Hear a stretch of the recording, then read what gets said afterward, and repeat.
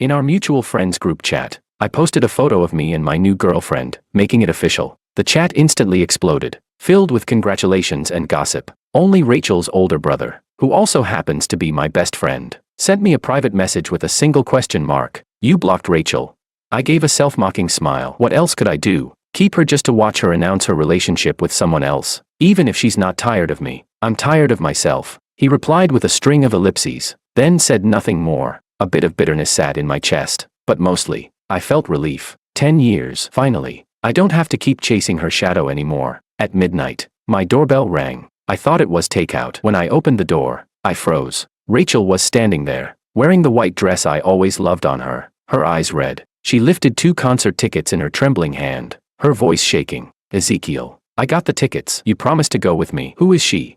Chapter 1. I looked at Rachel, at her tear-reddened eyes and the 2 crumpled concert tickets trembling in her hand. Inside, I felt nothing. Not even sadness, just irony. 10 years. I'd asked her out for 10 years. She turned me down for 10 years. Now that I've finally given up, she's the one standing at my door with tickets in her hand, demanding to know why I didn't wait for her. Keep the tickets, I said flatly, or maybe take your brother with you. Rachel stared at me in disbelief, her eyes wide as tears rolled down her cheeks in fat, heavy drops. Ezekiel, what do you mean? We had a deal. That was between you and your ease, not me. I pulled the corner of my lips into a faint, cold smile. My name is Ezekiel, and I'm Fiona's boyfriend. Her body swayed as if my words had physically hit her, and the tickets almost slipped from her hands. No, that's impossible. You said you'd always wait for me. People change. I didn't want to argue anymore. While she stared at me, shocked, hurt, desperate, I shut the door without hesitation. Bang. The sound cut off all her cries and accusations. The world was silent again. Then came the frantic pounding on the door, one blow after another, echoing with despair. Ezekiel, open the door. Explain yourself. Ezekiel, you bastard. You can't just. I couldn't be bothered. I turned back to the living room, picked up my phone. The screen lit up, a photo of me and Fiona. She was smiling like sunshine, and for the first time in years, I had a genuine smile too. The knot in my heart caused by Oscar instantly melted away in warmth. A week ago, downstairs at the company building, I'd just finished a long, exhausting meeting when a figure stopped me. Fiona, our new designer, a bright, free-spirited girl like a gust of fresh wind. She held out a cup of iced Americano to me. Ezekiel, I've been observing you for a while. She was direct, her eyes open and sincere. I think you're great. If you're single, can you give me a chance to chase you? For a moment, I froze. I looked into her clear eyes, no pretense, no calculation, just honest, brave admiration. That light, I'd waited 10 years for it, yet never once saw it in Rachel. For 10 years, every hint I gave was met with indifference or vague excuses. I was tired of guessing. So I took the coffee and nodded. Okay, no hesitation. Outside, the pounding on the door continued, mixed with Rachel's broken sobs. I frowned, pulled out my noise-canceling headphones, and put them on. The world fell completely silent. My phone buzzed, a message from Fiona. Are you asleep? Don't stay up too late. You've got work tomorrow. A cute "good night" sticker followed. I texted back, good night. Peace filled my chest, soft and quiet. As for Rachel outside the door, what did that have to do with me anymore? She's the one who pushed me away, with her own hands. Chapter 2. The next morning, I met Fiona at the cafe downstairs from our office. She was dressed in a crisp, professional outfit, focused on her laptop as she edited a design draft. Sunlight poured through the window, wrapping her in a soft glow. She looked radiant. I walked over and set a breakfast in front of her. Good morning. Fiona looked up, her eyes curving into crescent moons when she saw me. Morning. How did you know I skipped breakfast?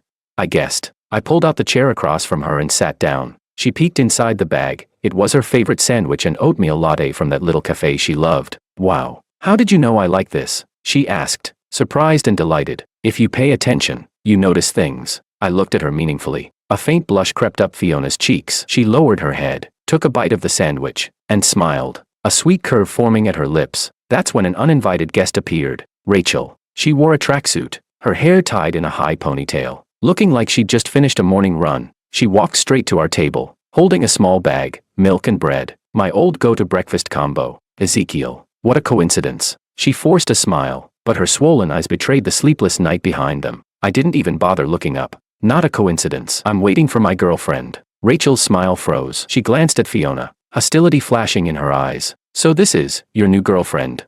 Fiona looked up, smiling politely. Hi, I'm Fiona. Rachel ignored her, keeping her gaze locked on me as she held out the bag. I brought you breakfast. It's your favorite. I turned slightly, avoiding her hand without hesitation. No thanks. I've already eaten. Right on cue, Fiona lifted her sandwich toward me, her tone teasing and warm. Try mine, it's really good. I took a big bite, then reached for her latte, taking a sip right in front of Rachel. Our movements were intimate, natural, and effortless. Rachel's face went pale. The breakfast in her hand hovered awkwardly in midair, too embarrassed to give, too painful to take back. Her hands trembled. Ezekiel, you used to only drink milk, she whispered hoarsely. People change, so do their tastes. I wiped the corner of my mouth and looked at Fiona with quiet affection. Now, I only like sweet things. Fiona's smile brightened like the sun. She stood and slipped her arm through mine. Come on, we'll be late. I nodded, wrapping an arm around her waist as we turned to leave. From start to finish, I didn't give Rachel another glance. Ezekiel. Her voice cracked behind me, sharp, raw, almost hysterical. Why are you doing this to me? We had 10 years together. Doesn't that mean anything compared to the few days you've known her? I stopped, but didn't turn around. Rachel, let's get something straight. My voice was cold, emotionless. That wasn't our 10 years. That was my 10 years chasing you. And now, I've stopped. It's that simple. You. And one more thing, stop showing up like this. It's pathetic. With that, I tightened my arm around Fiona and walked into the company building without looking back. Behind me, I could feel her burning gaze, the kind that could almost set my back on fire. Inside the elevator, Fiona finally let go of my arm. She looked at me, not with anger, but with quiet concern. Are you okay? I shook my head lightly and smiled. Better than ever. After 10 long years, I finally realized letting someone go could feel this easy. The elevator doors slid shut, cutting off everything outside. I looked at our reflection in the mirror, Fiona and I, standing side by side, and for the first time, it felt right. Chapter 3. That weekend, Fiona and I had plans to play basketball together. It was the same court I used to frequent, the one Rachel always hated. She'd complain about the sun being too harsh, the sweat too messy, saying sports made people look undignified. But Fiona was different. She loved the sun, loved moving, loved life itself. Every inch of her radiated energy. We wore matching sports outfits, chasing each other across the court, laughter echoing between us. I hadn't felt this light in years. During halftime, I sat on the sideline sipping water. Fiona stood beside me, gently wiping the sweat from my forehead with a towel. Her touch was soft, careful, as if she were afraid to disturb something precious. I caught her hand and pulled her into my arms. Fiona, thank you. She blinked in surprise before breaking into a shy smile. What for? Thank you for showing up. Her cheeks turned red, and she gave me a playful punch. So cheesy. And right on cue, Rachel appeared. She was in a brand new basketball outfit, tags still dangling from the hem. Clutching a basketball, she pretended to accidentally pass by. When she saw us, she put on an exaggerated look of surprise. Ezekiel, Miss Fiona, you're here too. I didn't bother to call out her act. Fiona, ever composed, simply stepped back from my embrace and smiled politely. Yes, what a coincidence. Rachel's eyes flicked over our matching outfits, her gaze dimming instantly. She stepped forward, just like she'd done countless times before, and handed me a bottle of water. Thirsty? Here. Before I could respond, Fiona pulled out a sports drink from her own bag. She twisted the cap open, offering it to me with a mischievous grin. Drink this, electrolytes. Didn't you say you were going to crush me on the court today? I laughed, took the bottle, and drank deeply. Rachel froze, her hand still hanging awkwardly in midair. Her face flushed and then went pale. Fiona pretended not to notice. She took out a bar of chocolate, unwrapped it, and popped a piece toward my lips. Here, more energy. I spoke with the chocolate melting in my mouth, my words muffled. You have some too. Then, in full view of Rachel, I leaned down and kissed Fiona, sharing the half-melted chocolate with her. Fiona's face flared crimson. She pushed weakly against my chest but didn't move away. A few whistles and cheers came from nearby players. Rachel stood rooted to the spot, her face as white as paper. The bottle slipped from her hand, hitting the ground with a sharp thud. Water splashed everywhere, like her pride, shattered and scattered. Her voice trembled as she glared at us. Ezekiel, do you have to do this? Do you have to humiliate me by doing things like that right in front of me? I finally released Fiona and turned toward her, my tone icy. Rachel, drop the victim act. First, what I do with my girlfriend is my business. Second, you're the one who followed us here. I didn't invite you. And third, and most importantly, who do you think you are that I could even humiliate you? Each word hit like a blade, cutting deep. Rachel stood frozen, speechless. Her eyes glistened with tears she refused to shed. Fiona slipped her arm through mine and whispered, "Let's go. I'm hungry. How about that Japanese place you love?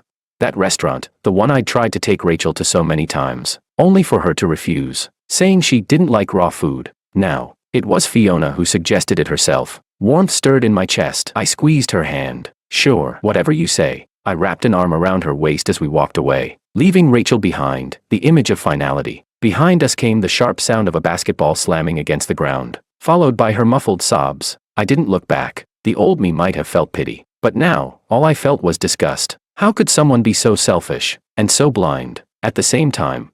Chapter 4. Oscar, Rachel's older brother, and my childhood friend, arranged a gathering. He claimed it was a welcome party for Fiona and me. I knew better. He had something else in mind. Sure enough, the moment I stepped into the private room, Rachel was already there. She'd clearly dressed to impress, a light lavender dress, delicate makeup, hair styled perfectly. Sitting quietly in the corner, she looked fragile, pitiful, and heartbreakingly staged. Fiona, on the other hand, wore a simple white dress, no makeup, no effort to outshine anyone, yet she glowed effortlessly. The moment she entered, she greeted everyone warmly, chatting and laughing with ease. My eyes never left her. Rachel, however, stayed silent the entire time. Her expression darkened more by the minute. The glass in her hand trembled under her tightening grip, and her gaze, sharp, poisonous, flicked between me and Fiona over and over again. I knew she was waiting for an opportunity to strike, and she didn't disappoint. When it came time for toasts, Rachel stood up, swaying slightly with a glass of red wine in hand. Ezekiel, Miss Fiona,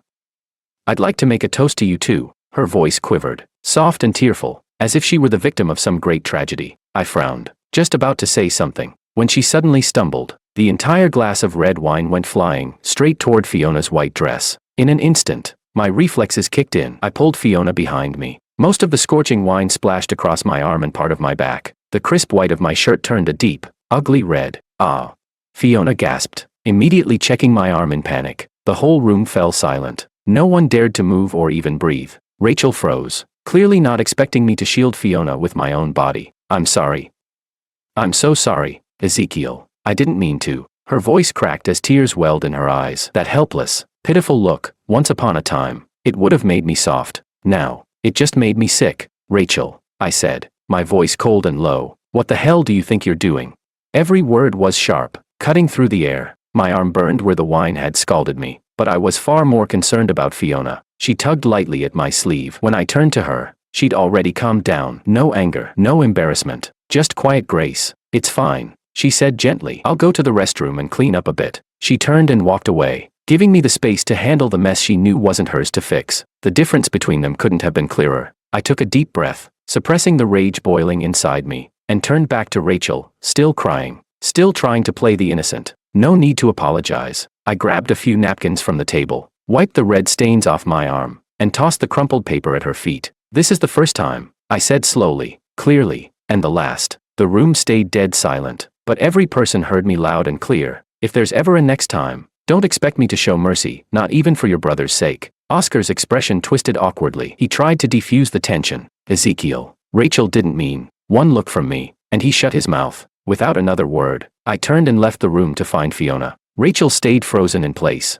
surrounded by eyes, some pitying, some disdainful, some amused. I knew then, after tonight, no one in our circle would ever think there was still a chance between me and her. Good, clean break. In the restroom, I found Fiona dabbing at the faint wine stains on her skirt with tissues. I walked up behind her and wrapped my arms around her waist. I'm sorry you had to go through that. She turned, gently touching the red patch on my arm, her brows furrowing with concern. Does it hurt? Should we go to the hospital?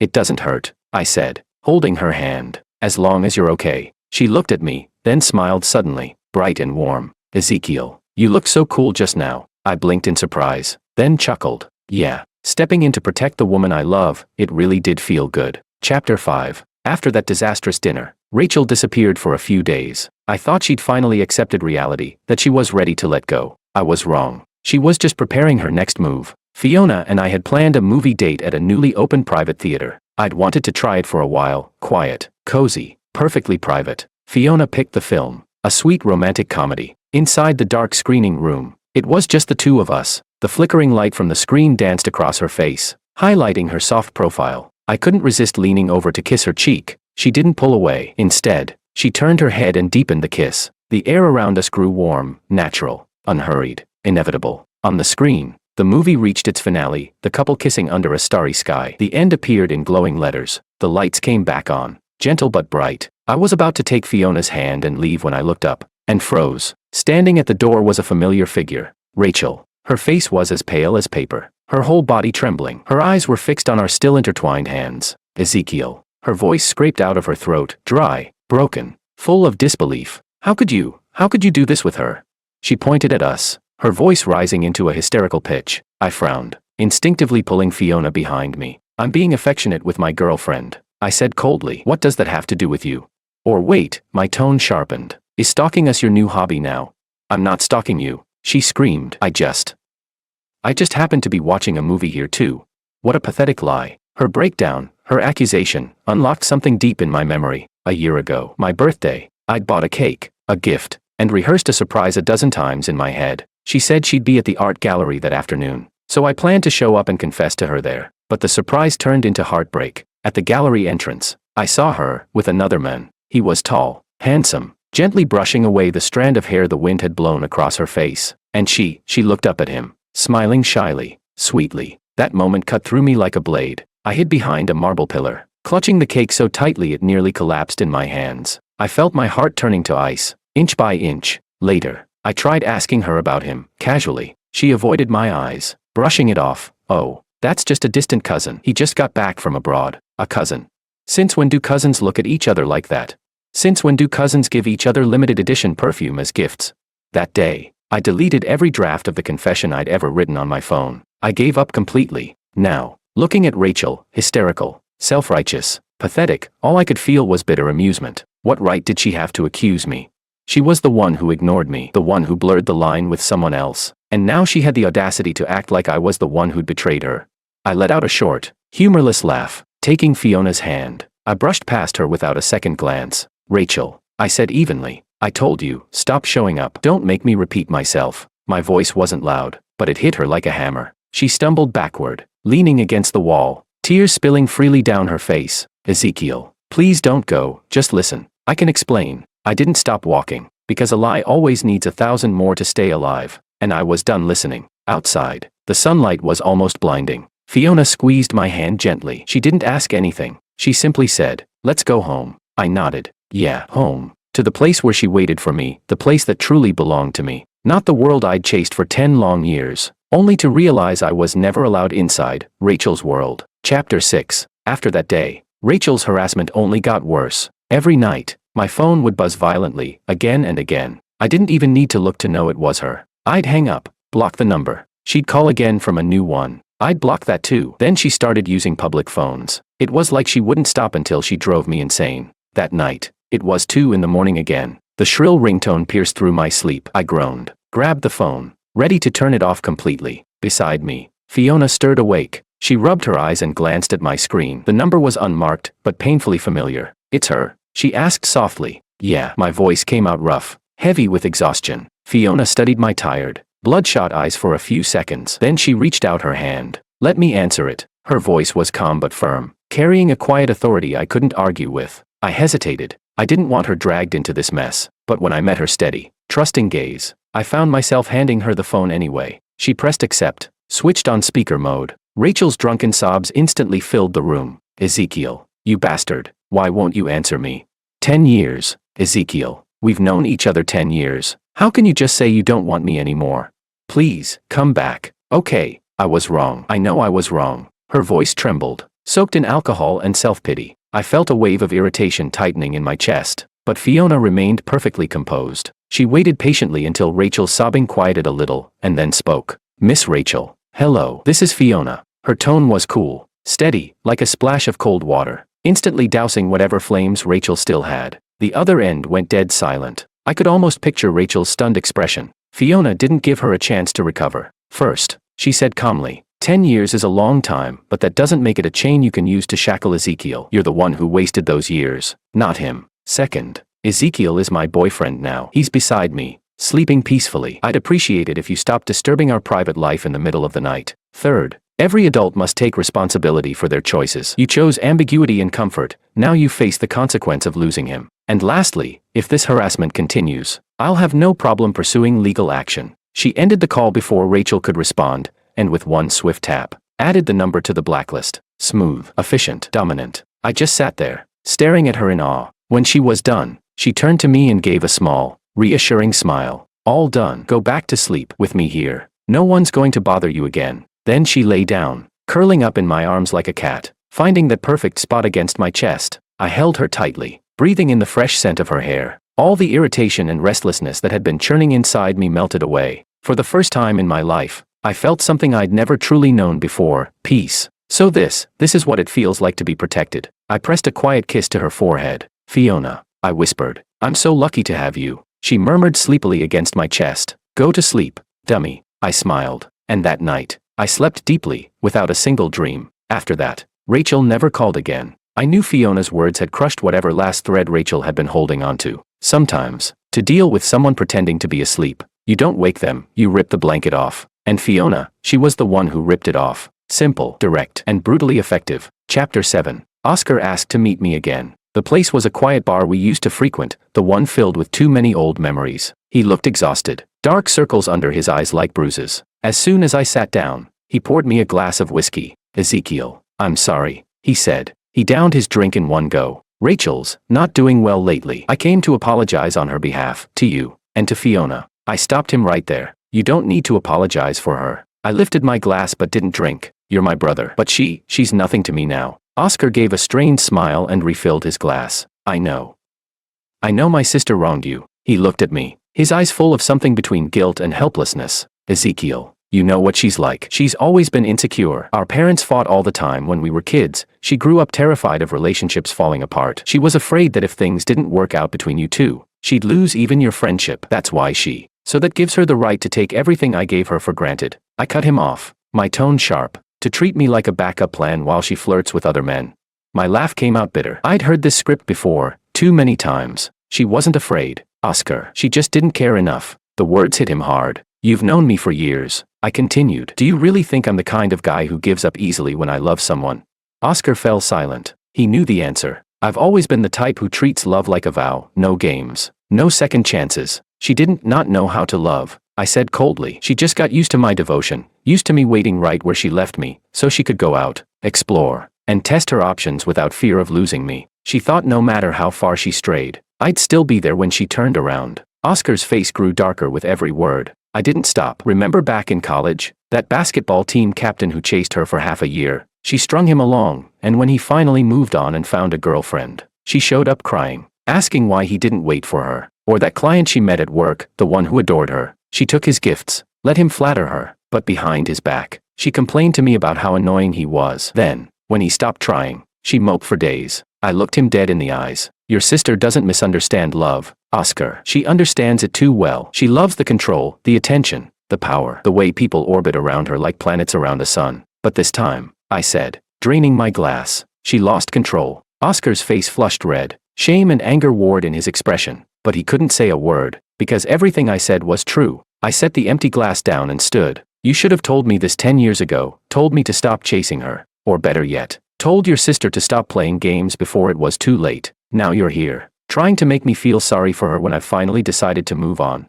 I looked down at him, voice calm but final. It's too late. I clapped him on the shoulder, softening my tone. Oscar, you'll always be my brother, but when I get married, you'd better be there as my best man. He froze, head snapping up in disbelief. Married, he repeated. Yeah, I nodded, and a genuine smile spread across my face. I'm going to propose to Fiona. His lips parted as if to speak, but no words came. Finally, he just dropped his gaze, shoulders sagging. I didn't wait for him to respond. I turned and walked out of the bar, the night air cool against my face. I had somewhere else to be, the jewelry store, where my ring had been waiting. The past had taken 10 years of my life, the future was finally mine, and I wasn't going to waste another second of it. Chapter 8. Fiona and I were at home, planning our first trip together. We were going to Switzerland, to see the snow-capped Alps and the crystal lakes. Fiona was sprawled on the floor, pen in hand, circling places on the map with bright excitement. Here, we have to go to Jungfrau, and here, Lake Lucerne. It's supposed to be gorgeous.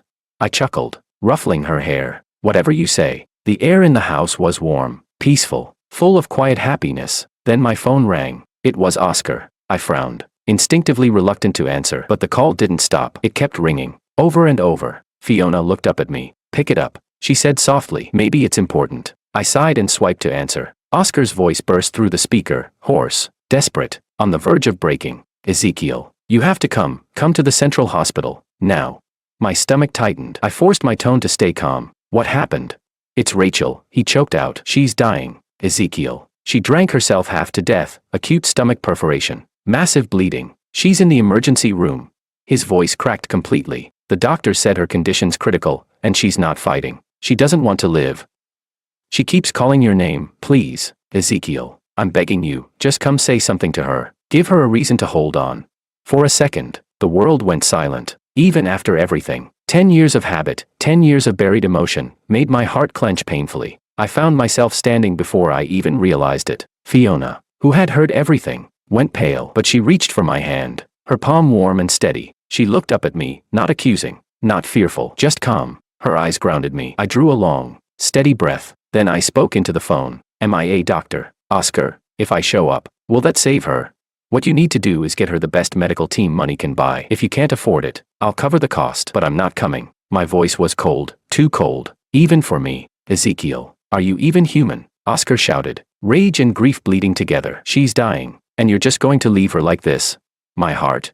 I laughed, bitterly, hollowly. My heart died a long time ago. Oscar died the day your sister ignored it, stepped on it, and left it bleeding. The one I have now belongs to Fiona. I can't use it to warm someone who's already turned her back on me. I hung up. Silence fell, heavy and absolute. Fiona stood slowly and came up behind me, wrapping her arms around my waist. You did the right thing, she whispered. Her voice was soft, but filled with conviction. This isn't your fault. I took her hand in mine, but my chest still felt tight. No matter what I said, it was still a life. Still a girl I'd once loved for 10 years. Saying I wasn't worried would be a lie. My thoughts warred inside me, reason against guilt, heart against habit. If I went, it would be betrayal. Betrayal of Fiona's trust, and of my own resolve to move on. If I went, I'd be dragged right back into that same endless pit I'd spent years climbing out of. And yet, the thought of doing nothing while she might be dying, it gnawed at me. Fiona must have seen the conflict written all over my face. She stepped back, took my face gently in her hands, and made me look at her.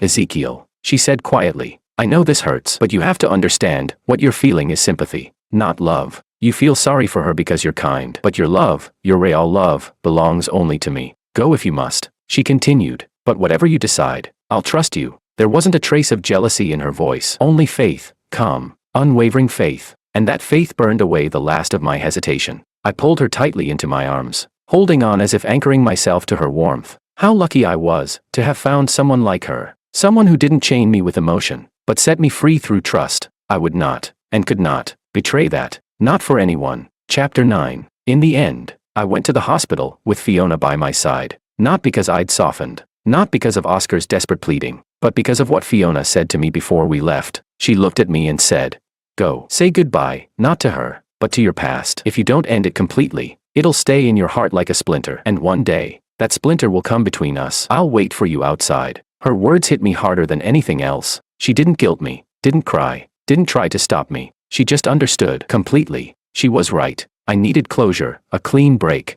When I arrived, Rachel was out of danger. She'd been moved from the emergency room to a regular ward. Oscar was sitting outside the door, his eyes bloodshot and hollow. When he saw me, his face lit up for a second, until he noticed Fiona standing beside me. Then his gaze dimmed again. She just fell asleep, he murmured, voice hoarse. I nodded and turned to Fiona. Wait for me here. She smiled faintly and sat down on a bench in the hallway. I pushed open the door and stepped inside. The sharp scent of disinfectant filled the room. Rachel lay on the bed, pale as paper, and four dripping slowly into her arm. She looked fragile, almost translucent. At the sound of the door, her eyes fluttered open. When she saw me, light burst through the dullness in them, and tears followed immediately. Ezekiel, you came. Her voice was barely more than a whisper, broken and weak. I knew you still cared. I walked to the bedside, looking down at her from above. My face remained expressionless. You're mistaken, I said evenly. I came to tell you, this will be the last time we see each other. The light in her eyes shattered instantly. Panic flooded in to replace it. No, don't say that. She tried to sit up,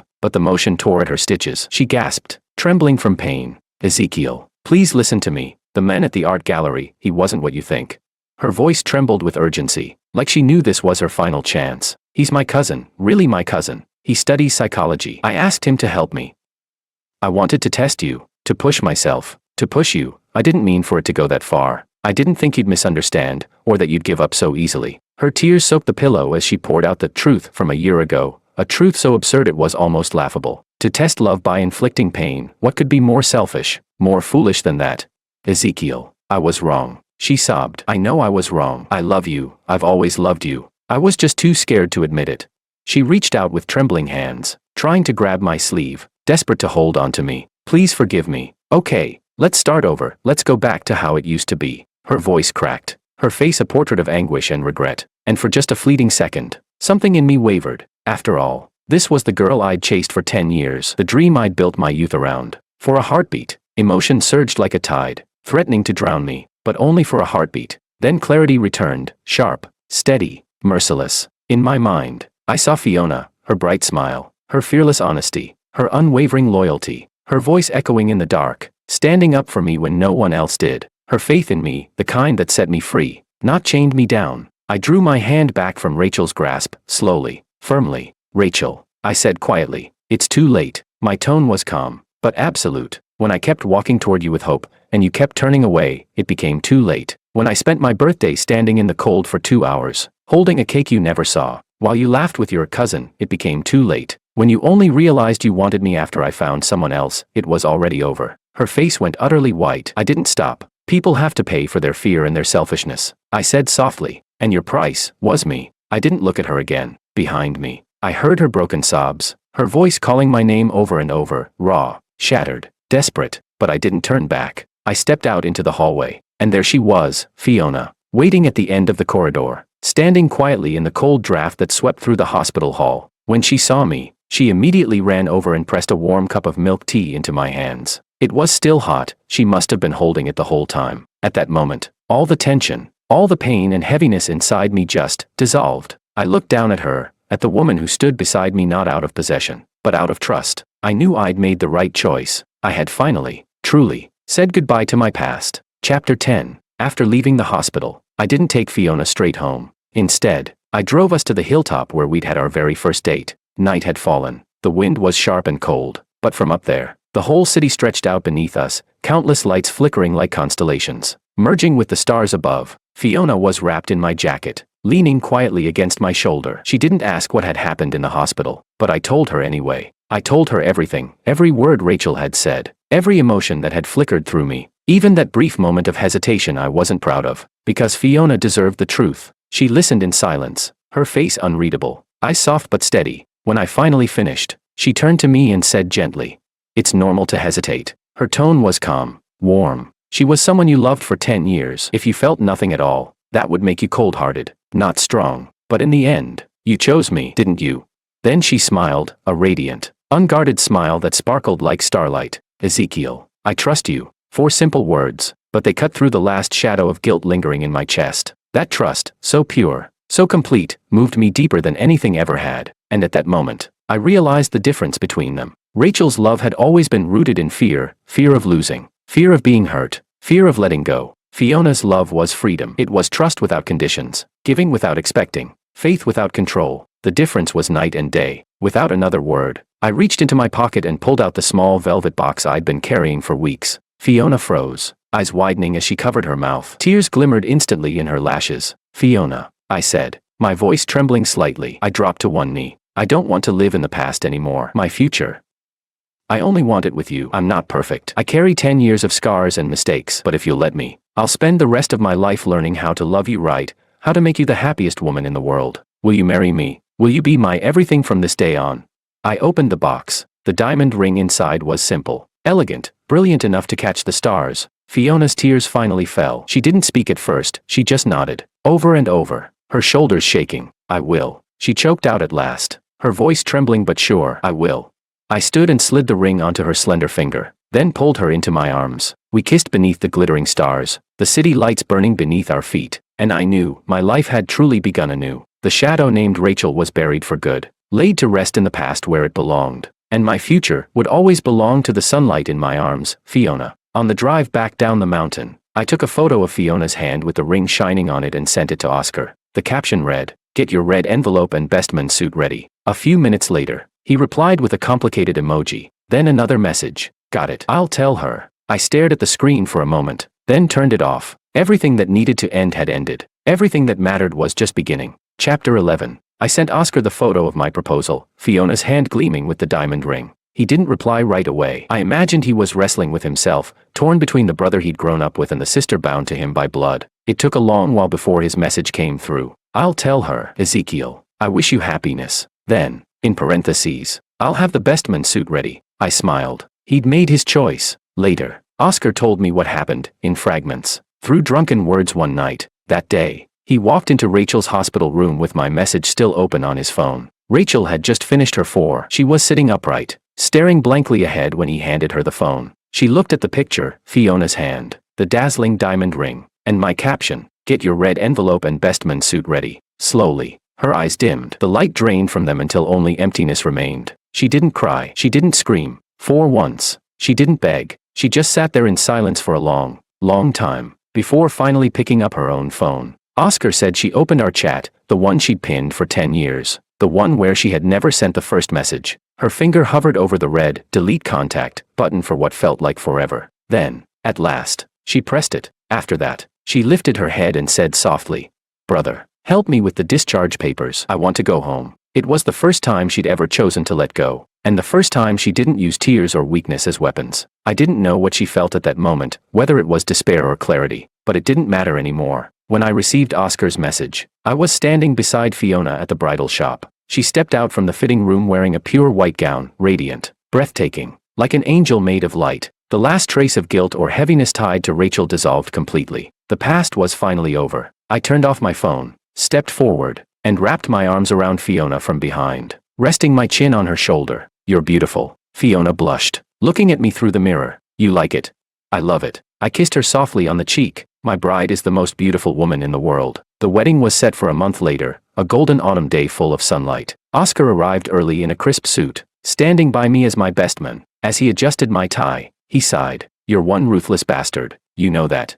I smiled at my reflection. "Not ruthless," I said quietly, "just responsible, to myself, and to Fiona." Rachel didn't come, but she sent a beautifully wrapped gift and a thick red envelope through Oscar. I didn't open them. I handed them to the wedding planner. "Please donate this to charity," I said. There was no need to look back. When it came time for our vows, I looked into Fiona's tearful eyes and spoke the words I'd rehearsed for so long. "Thank you, Fiona. Thank you for walking toward me when I thought I'd be trapped in the dark forever. You taught me that love isn't about chasing or waiting in silence, it's about two people meeting halfway, and holding on with their hearts. I love you, and for the rest of my life, I'll spend every day proving it." Fiona was crying too hard to speak. We exchanged rings, sealing our promise with a kiss amid applause and laughter and sunlight. My friend smiled, genuinely happy for me. Oscar stood behind me, eyes glistening, and I knew I had chosen right. This wedding wasn't just the beginning of my future. It was the final farewell to 10 wasted years, and the grand opening to a brighter life ahead. Chapter 12. A year after the wedding, life with Fiona had settled into a gentle, blissful rhythm. Our home had become warm and alive, filled with the comforting scent of everyday life. Her favorite pillows were scattered on the sofa, and the balcony overflowed with the flowers she loved. In my study, there was now a design desk beside mine, her space, right next to me. On weekends, we'd go grocery shopping together. After dinner, we'd take evening walks hand in hand. Sometimes, we'd curl up on the couch, arguing passionately about the ending of a movie. All those small, ordinary moments, they were everything I'd ever wanted. Then one day, Fiona found out she was pregnant. The moment we saw the test results, I lost all composure. I lifted her into my arms and spun her around the living room like an idiot, laughing and crying at the same time. After that, I threw myself into dad mode, learning how to cook prenatal meals, studying baby care books, obsessing over vitamins and crib safety. Fiona teased me that I was the most anxious expectant father in the world. One quiet weekend afternoon, I was in the kitchen, wrestling clumsily with a recipe for chicken. Fiona leaned against the doorway, nibbling fruit and scrolling on her phone. Then she suddenly said, "Hey, look at this," and handed me her phone. It was a post from Oscar's social media. He'd shared 9 photos, all of Rachel, or rather, of her back. Rachel standing on the Tibetan plateau, in Xinjiang, by the sea, beneath a snow-capped mountain. She wasn't in the white dresses I'd once loved. She wore hiking gear now, boots, a windbreaker, a backpack. Even from behind, I could feel the difference. She looked free. There was peace in those photos, the kind that comes after a long storm. Oscar's caption was simple: "May you travel the world and find it worth living in." I stared at it for a moment, then quietly clicked like, and that was it. No sadness, no nostalgia, just a quiet, sincere wish that she would find her own kind of happiness. Fiona came up behind me, wrapping her arms around my waist, resting her chin on my shoulder. Her breath was warm against my skin. "What are you looking at?" she asked softly. I turned off the screen and faced her. I bent down and kissed her slightly rounded belly, then her forehead. "Nothing," I said with a smile. "Just our future." She laughed, her eyes glimmering, and placed a hand gently over her stomach. "Our future's right here," she said. Sunlight streamed through the window, golden and warm, wrapping us in its quiet embrace. I looked at her, at the woman who had become my home, my peace, my light, and felt the tiny heartbeat of life beneath my hand. In that moment, I knew the shadow I had chased for 10 long years was gone for good, dissolved into the wind, leaving no trace behind. What remained was real, warm, bright, and alive. The past was smoke.